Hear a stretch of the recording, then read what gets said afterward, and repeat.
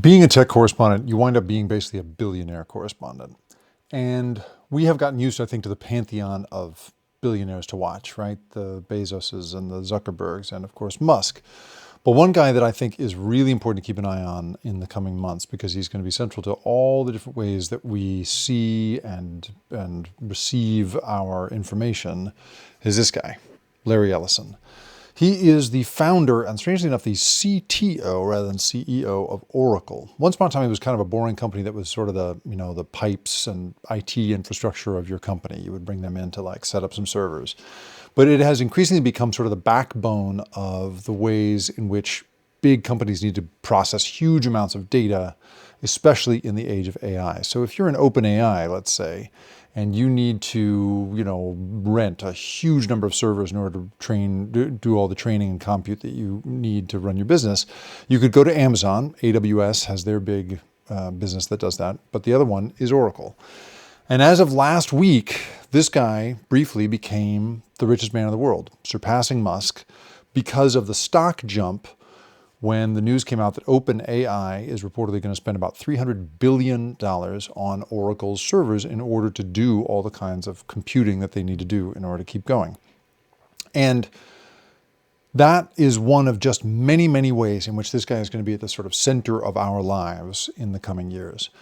He has done a tremendous job of, for instance, staying close to President Trump. He stood on stage with Masayoshi Son and Sam Altman when they announced this big infrastructure program with Trump's blessing in the White House for building a big AI infrastructure sort of project that they were calling Stargate. He also is now looking like the most likely person to, at one point he was looking to run TikTok, but now it looks like he's at the very least going to probably be the cloud computing provider for TikTok if and when it becomes an American company, as it is legally supposed to do. And that would give him enormous control over sort of how it works. It might also put him in a position to eventually run the company because, the way that place processes data is the sort of lifeblood of that place. And so it could put him in that kind of position. And he is also tight with the Israeli military. Oracle is a huge Israeli military provider.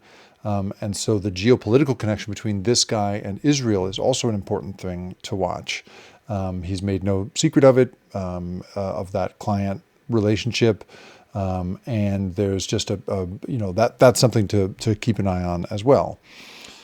Also, his son, David Ellison, is now, through Skydance Media, the owner of Paramount, the parent company of CBS.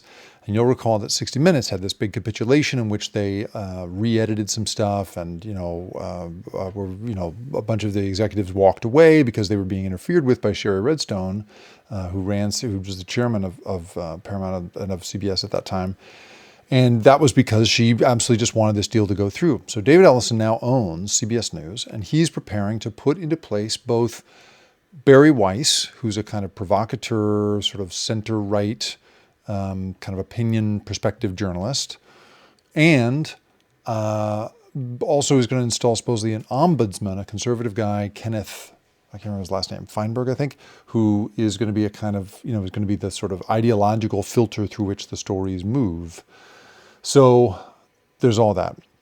I was also talking to somebody in New York today who was saying how the people across the street at CNN have been looking, sadly at their brethren across the street at CBS and thinking, oh, those poor kids. Well, turns out David Ellison, son of Larry Ellison, is also conceivably going to use Skydance and Paramount to just go ahead and buy Warner Brothers Discovery, which is the parent company of CNN, which would mean that would make this guy the paterfamilias of two of the four major broadcasters in this country. And you may think, well, in the era of Substack and podcasters, who cares? Well, when the news comes out that something bad has happened, a shooter has taken place, or, the Epstein, drawing in his birthday book from Trump, when those things surface, you're going to believe it when it comes from a company that actually has some credibility around this stuff. CNN, CBS, ABC, NBC, PBS, right? There's only a handful of them left that you would actually believe that from. Whereas, a bunch of podcasters, you're not necessarily going to believe that right away. So to my mind, there is something very important about the idea that this guy is going to be at the center of an information ecosystem that includes TikTok, CBS, CNN, and the ways in which AI companies get their business done. So I just think, we're entering a phase in which, I think the way that business journalists tend to cover these people has to do with sort of like who's up, who's down, who's richest, who's not. I don't care about any of that. What I care about is that money is power. And this guy is about to amass power like we've never seen.